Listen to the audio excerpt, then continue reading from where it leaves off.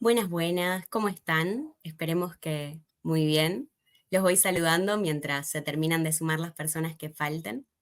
Bueno, estamos acá para hablar sobre datos y específicamente para hablar sobre visualización de datos, sobre todo para organizaciones sociales. Cuando hablamos de datos, pensamos en dos funciones específicas, sobre todo en lo que apela a visualización: comunicar con impacto y tomar decisiones. Ahora, estas visualizaciones, ¿para qué sirven específicamente? Les voy a contar una historia al respecto. Hay un libro que se llama Data Feminist de Caterina Di Ignacio y Lauren Klein, en donde cuentan la historia de una mujer que se llama Christine Dardenne, que ingresó a la NASA en 1967. Christine trabajaba en la NASA, pero veía cómo sus compañeros varones iban ascendiendo y pasando a puestos más altos, mientras que ella y sus compañeras mujeres seguían en puestos de la misma categoría. Y lo que ella notaba es que los compañeros que ascendían, a pesar de ser varones, tenían las mismas credenciales académicas, los mismos registros de publicación y las mismas evaluaciones de rendimiento que las mujeres.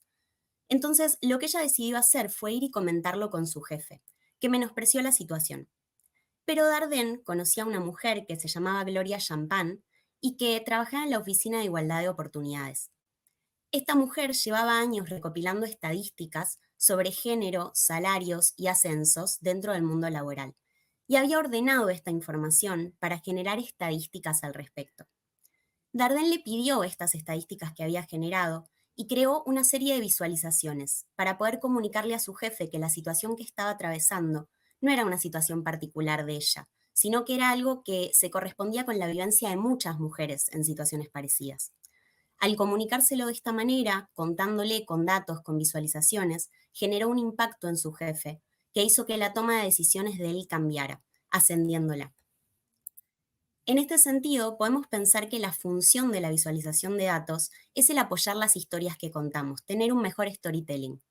Podemos pensarlo desde la perspectiva de la construcción con cubos Rubik, por ejemplo, ¿no? En donde hay un primer momento de recopilación de datos, en donde las personas van a buscar esa información, tal vez a partir de vivencias personales o de conocimiento de situaciones particulares o puntuales. Luego ordenan y limpian esos datos que se recolectaron para que tengan sentido y sean posibles de transmitir más adelante. Luego se generan estadísticas, a veces se sacan algunos números como los promedios, las medias, los cuartiles, que son números que sirven mucho para transmitir la información. Y luego se generan visualizaciones para poder ir y contar estas cuestiones, para contar estas historias, ¿no? Para finalmente poder contar con datos. Vemos acá la casita, por ejemplo. Ahora, las visualizaciones tienen muchos pasos y tienen herramientas para poder llegar a las mismas. Hay herramientas de recopilación de datos, por ejemplo, como encuestas, entrevistas, grupos focales. En general, estas son herramientas vinculadas a la investigación. Luego, a partir de la data que se recopila con estas herramientas, se ordenan y se limpian esos datos, como comentábamos en el ejemplo de Gloria y Darden. Algunas de las herramientas más conocidas para ordenar y limpiar los datos son Excel o Google Sheets, que permiten un ordenamiento bastante directo, en donde es bastante accesible para la persona que trabaja con estos datos. Y hay otras herramientas como SQL o Python, que están más enfocadas a especialistas de datos o a personas vinculadas con el mundo de la programación. Ahora, luego de tener estas informaciones, estos datos ordenados y limpios, es necesario generar estadísticas para poder visualizar los datos y contar con estos datos. Algunas de las herramientas que se utilizan para esto, si bien hay muchas y muy diversas, son Tableau, Airtable, que son de las dos que vamos a hablar hoy sobre todo, Power BI, Python, que también comentábamos antes, y Excel o Google Sheets, que permiten hacer algunas visualizaciones simples en las mismas hojas de cálculo. Ahora, ¿qué es Airtable? Primero les cuento un poco y ahora volvemos para probarlo. Si quieren, dejo en pantalla el QR para que vayan escaneando y puedan ir a una encuesta. La idea es que veamos un poco cómo funciona en vivo, poniendo alguna información muy simple, nombre, pueden poner un nombre falso, no hay problema, comida favorita, como para poder ver un poco cómo funciona la cuestión estadística dentro de la herramienta. Bueno, Airtable, vamos a mostrarles, este es el ejemplo de la encuesta. Pueden completarlo con nombre, comida favorita, estación del año favorita y cuántos países ha visitado. Bien. Y en esta pestaña vamos a empezar a ver los primeros datos a medida que vayan apareciendo. Mientras tanto les cuento. Airtable es una plataforma que permite integrar encuestas o formularios para generar una recopilación de datos. ¡Wow! ¡Qué rápido! Para generar una recopilación de datos. Luego permite gestionar estos datos, limpiarlos, acomodarlos y luego generar visualizaciones con estos datos, justamente para poder tomar decisiones más informadas y para poder transmitir información sobre estas decisiones que se toman. Como ven, es muy rápida la forma en la que pasa de la encuesta o del formulario a visualizarse en la pantalla.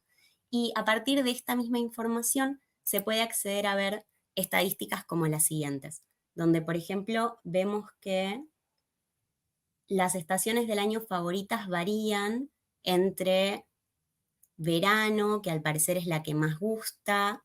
Ahora parece que la que más gusta es primavera, otoño, invierno, que es la menos favorita. Esto se repite bastante. Y respecto de las comidas, vemos que están todas bastante similares. Acá les comento también que en lo que refiere a los datos, es más fácil encontrar datos ordenados cuando las propuestas de preguntas que ponemos están ordenadas. Por ejemplo, en estaciones del año tenemos invierno, otoño, primavera, verano, pero van a ver que en cuántos países ha visitado o en comida favorita, esto es libre. Entonces yo podría estar escribiendo pizza de esta manera, pero también podría estar escribiéndola con minúscula o con un espacio en el medio por un error de tipeo. Eso genera que las estadísticas que se ven acá no estén tan unificadas, porque podría estar repitiéndose la información. También podemos ver algunas otras cosas interesantes, como la cantidad de países que visitamos en total en el grupo. Tomemos en cuenta que los países pueden estar repitiéndose, así que tenemos 51 en total, pero podríamos tener, no sé, por ejemplo, Colombia 8 veces. La cantidad de personas que completaron la encuesta, que actualmente son 7, el promedio de países visitados por persona, que son 7, es un promedio bastante alto, el mínimo de países visitados y el máximo de países visitados. Como ven, el generar estadísticas y visualizaciones con esta herramienta es muy fácil. Usarla también es muy fácil.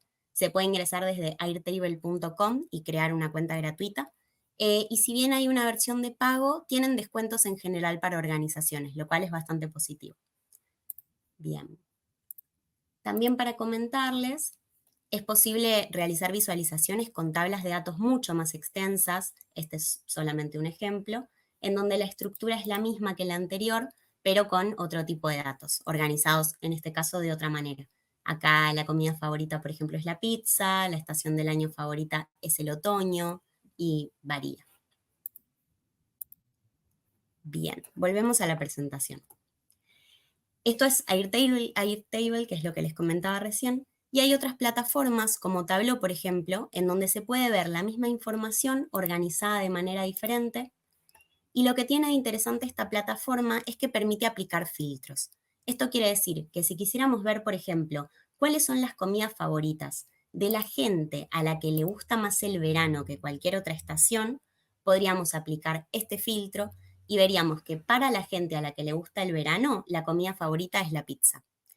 Ahora, si filtráramos, por ejemplo, para la gente que prefiere el invierno, veríamos que no hay una comida que prevalezca por sobre las otras. Son igualmente favoritas el sushi, la pizza, la paella, los burritos y las arepas.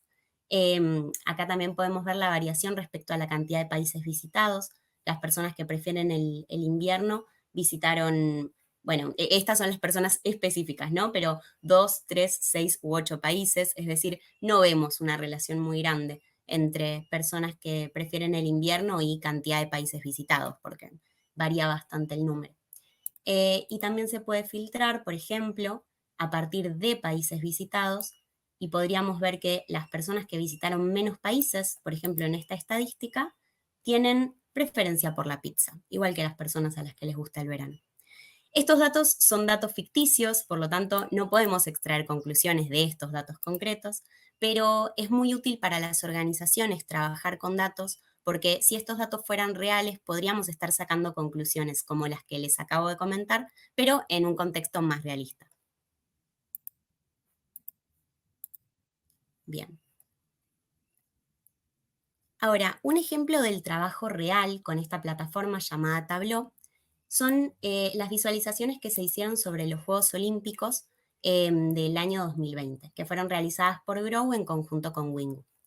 Como pueden ver, acá se trabajó con los datos de los Juegos Olímpicos de toda la historia y se pudieron relevar algunas cosas interesantes, como por ejemplo la cantidad de participantes por país según género, en donde se puede ver que la cantidad de participación de mujeres, que es el color naranja, es mucho más baja que la participación por país de varones, que es el color celeste. Lo mismo se puede ver en el total de participación por año, según género, en donde vemos que los primeros años solamente participaban varones, porque los Juegos Olímpicos solamente estaban habilitados para varones, o había muy pocas categorías habilitadas para mujeres, y paulatinamente se fueron sumando más mujeres a lo largo del tiempo, hasta llegar a la última estadística, que es la de 2020, en donde el número era casi igual para los dos géneros que se contemplan en los Juegos Olímpicos, ¿no? Acá podemos ver también una línea que compara el total de participación con la participación por continente, en donde vemos que no hay tanta disparidad, por ejemplo, dentro de América del Sur. Tal vez en Europa hay más disparidad por la participación de los primeros años. Y se puede comparar también la participación por país, viendo, por ejemplo, que la participación de mujeres y de hombres en Brasil tiene un pico más alto actualmente, mientras que en Argentina la participación de hombres sigue siendo bastante más alta que la participación de mujeres. Este tipo de estadísticas pueden sacarse con esta herramienta que se llama Tableau, que también es gratuita. Se puede buscar Tableau Public para acceder a la herramienta, crear una cuenta, y aunque también tiene una versión paga, al igual que Airtable, permite utilizar la plataforma desde el lugar gratuito y tiene descuentos también para organizaciones.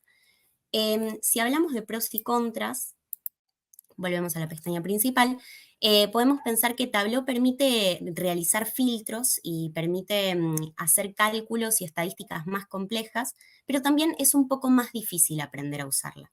Por lo que si tenemos una organización chiquita o tenemos pocos datos, en general es más recomendable empezar por Airtable, que es un poco más intuitiva.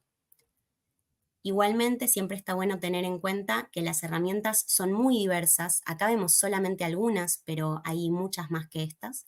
Y es importante contemplar las necesidades y los requerimientos de nuestra organización puntual para decidir qué herramienta preferimos usar en ese momento. Bueno, esa fue la presentación. Yo sé que fue un poco rápida. Es un poco la gracia también del Speed Talk, pero les invito a dejar dudas si tienen alguna consulta.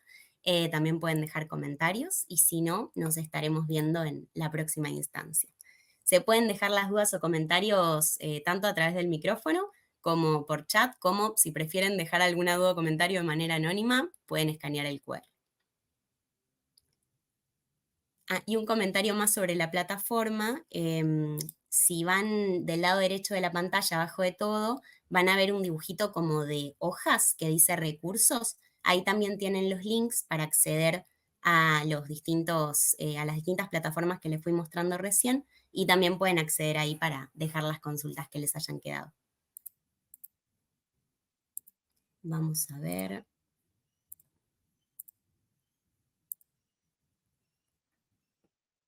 Buenísimo, ahí veo que dejaron la herramienta también como para poder recurrir. Bueno, entrando al Menti y viendo por acá, veo que no quedaron dudas o consultas, así que les agradezco mucho por haberse sumado a la charla. Muchas gracias por su atención. Yo soy Lena Fratini, analista de datos de Wingu, y nos estamos viendo en próximas charlas. Muchas gracias.